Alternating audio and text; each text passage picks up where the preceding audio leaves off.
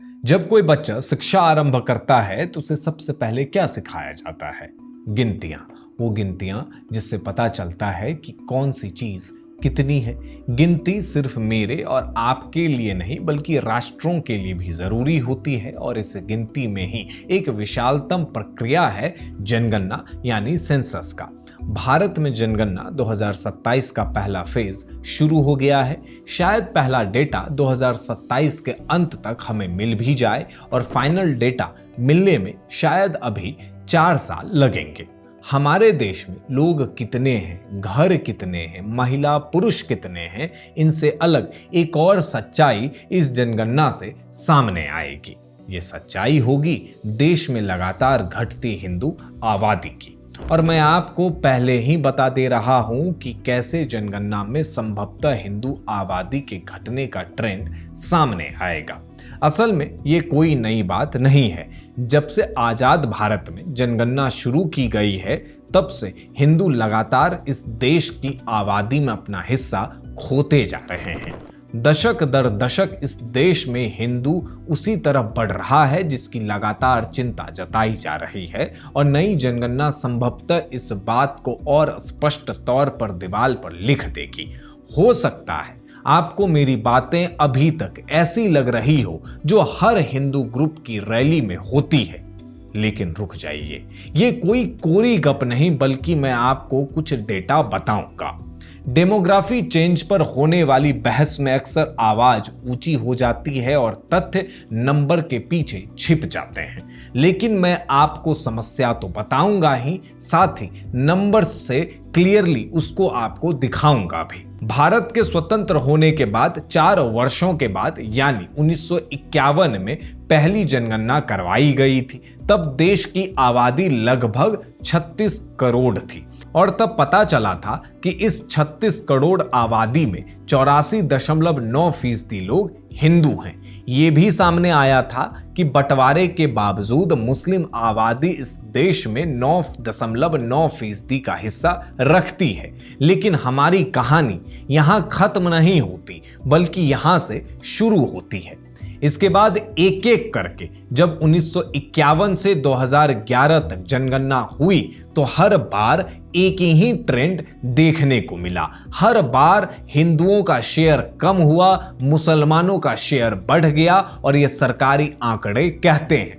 Data क्या कहता है? डेटा कहता है कि जो हिंदू इस देश में 1951 में 84.9% हिस्सा रखते थे वो 1961 में 83.5% हो गए, लेकिन मुस्लिम 9.9% से 10.7% हो गए। यानी बंटवारे के बाद आजाद भारत की जनगणना के पहले ही दशक में हिंदू अपना हिस्सा खोने लगे थे और शायद आपको ये नंबर ज्यादा डिफरेंस का ना लग रहा हो। आपके मन में शायद ये विचार आ रहे होंगे कि आखिर 1% का ही तो चेंज है, इस पर इतना हल्ला क्यों करना?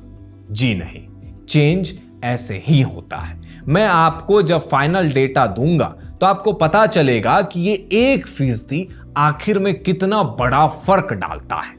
अब एक एक करके 1971, 1981, 1991, 2001 और 2011 का डेटा बताता हूं। 1971 में हिंदू और घटकर 82.7% पर आ गए, जबकि इस बार मुस्लिम 11.2% को क्रॉस कर गए। इसी तरह 1981 में हिंदू 82.61% पर आ गए, जबकि मुस्लिम 11.36% पर। 1951 में हिंदू 82.4% हो गए तो मुसलमान 12% का नंबर क्रॉस करके 12.12% हो गए। यानी लगातार 1951 से लेकर 1991 तक ट्रेड एकदम चेंज नहीं हुआ। इनफैक्ट मुस्लिमों का नंबर और तेजी से बढ़ने जरूर लगा। अब बारी आती है 21वीं शताब्दी की, यानी 2001 और 2011 का। 2001 में हिंदुओं की आबादी में 1951 के मुकाबले तेजी से ड्रॉप हुआ और वो अब 80.5% पर आ गए, जबकि मुस्लिम इसी दौरान 13 का बैरियर क्रॉस करके 13.4% हो गए। आप नोटिस कर रहे होंगे कि धीमे धीमे हिंदू का नंबर ड्रॉप हो रहा है। और अब सबसे लेटेस्ट और सबसे शॉकिंग फिगर सुन लीजिए। 2011 में हुई जनगणना में पता चला कि हिंदू अब इस देश में 80% के नीचे आ चुके हैं और अब वो 79.8% हो चुके हैं। इसी बीच मुस्लिम फिर से बढ़कर 14.8% हो चुके हैं। अब आपको हर जनगणना पे जो नंबर सिर्फ 1% या कुछ पॉइंट्स में घटता हुआ दिख रहा होगा, वो 1951 से 2011 के बीच जानते हैं कितना चेंज हुआ? 5%।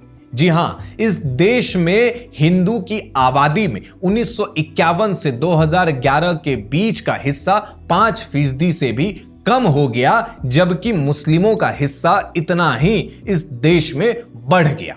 और ऐसा इसलिए हुआ कि जिस स्पीड से देश की जनसंख्या दशक दर दशक बढ़ी, उससे कहीं ज्यादा स्पीड से मुस्लिम बढ़े, जबकि Hindu national average growth rate से कम के स्पीड से बढ़े। डेटा कहता है कि 1951 से लेकर 1991 तक लगातार 5 दशक मुस्लिम 30% के ज्यादा रफ्तार से बढ़े, जबकि इस दौरान हिंदुओं की ग्रोथ रेट 20% या उससे कम रही। मैंने आपको बताया था ना कि एक बार में ये आंकड़ा कुछ नहीं लगता, लेकिन जब आप आखिर में सुनोगे तो चौंक जाओगे। और आप और सुनिए, मुस्लिमों का नंबर और तेजी से बढ़ेगा और ये गैप धीमे धीमे सिमटता जाएगा। और ऐसा नहीं है कि इस देश में सिर्फ हिंदुओं का ही आबादी हिस्सा में घटा हो, बल्कि बाकी धर्म भी या तो घट गए या उसी जगह रहे जहां वो पहले थे। PEW रिसर्च सेंटर की एक रिपोर्ट कहती है कि देश में 1951 से 2011 के बीच सिख 1.9% से 1.7% हो गए, बौद्ध 0.7% ही रहे और जैन 0.5% से 0.4% हो गए। यानी कुल मिलाकर एक ही मजहब ऐसा था जिसका नंबर लगातार बढ़ता रहा। अक्सर जब मुस्लिमों की आबादी बढ़ने और उनके ज्यादा बच्चा पैदा करने के विषय में कोई बयान दिया जाता है, तो हमारा मीडिया और लेफ्ट लिबरल लॉबी तुरंत ही इसे संघी प्रोपेगेंडा कहकर नकार देती है।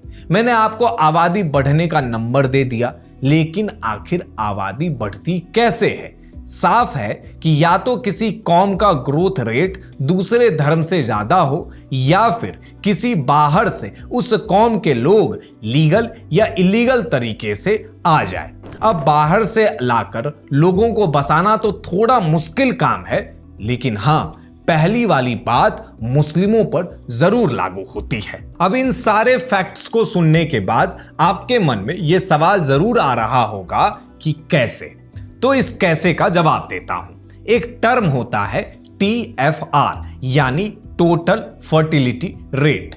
बेसिकली 15 से 49 वर्ष की कोई महिला इन वर्षों में कितने बच्चों को जन्म देगी, वो TFR कहलाता है। देश भर में इस आयु की महिलाओं द्वारा जन्म दिए गए बच्चों की संख्या का औसत निकाला जाए तो राष्ट्रीय TFR निकलता है, जिसको नेशनल TFR रेट कहते हैं।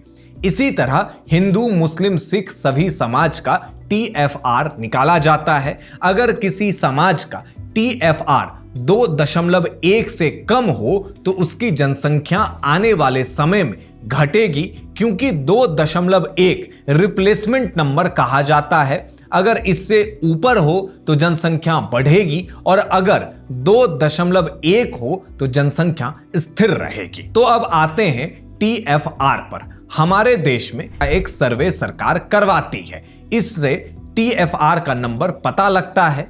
अब तक इसके 5 सर्वे हो चुके हैं। सबसे नया सर्वे 2019-20 के बीच करवाया गया था। आपको अपनी स्क्रीन पर एक इन्फोग्राफिक दिख रहा होगा। इसमें आपको क्या दिखा?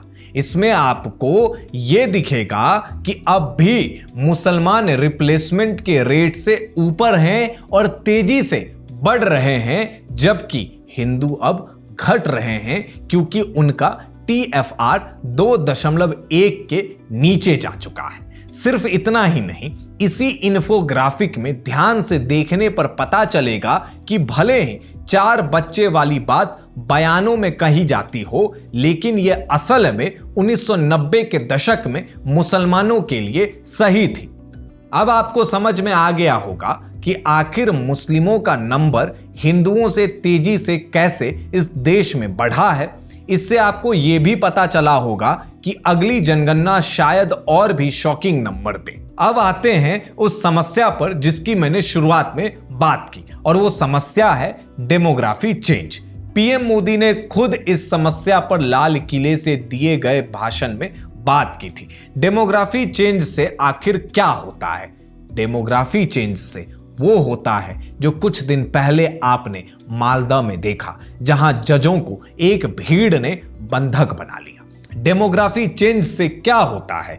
इस चेंज से दिल्ली जैसे शहरों में सीलमपुर और जाफराबाद बसते हैं, जहां 2020 जैसी दंगा और रिजीम चेंज जैसी कोशिशें होती है। डेमोग्राफी शिफ्ट से किसी तरुण को कोई भीड़ निशाना बनाती है। डेमोग्राफी शिफ्ट से झारखंड के स्कूलों में साप्ताहिक छुट्टी संडे की जगह जुम्मे को कर दी जाती है। यही वो डेमोग्राफी शिफ्ट है जो किसी ओवैसी को हिम्मत देता है कि वो 80 करोड़ और 20 करोड़ वाला बयान दे। ये वही शिफ्ट है जो एक कम्युनिटी को किंग मेकर बनाने का ख्वाब दिखाता है और वोट बैंक में तैयार करता है। और ये शिफ्ट हमें अपनी आंखों से दिख रहा है। आज से नहीं बल्कि 6-7 दशकों से दिख रहा है। हमारी नींद तोड़ने के लिए शायद एक बार फिर 2027 में यही आंकड़ा दिखेगा। और ये रुकेगा कैसे?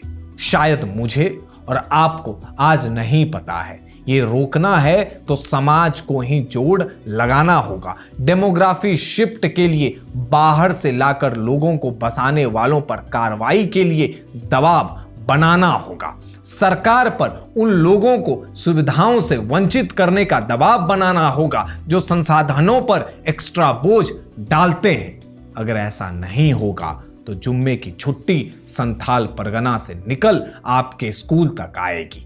अगर ऐसा नहीं होगा तो फिर कोई तरुण निशाना बनेगा। अगर ऐसा नहीं होगा तो फिर दिल्ली 2020 होगा। देखते रहिए ओप इंडिया।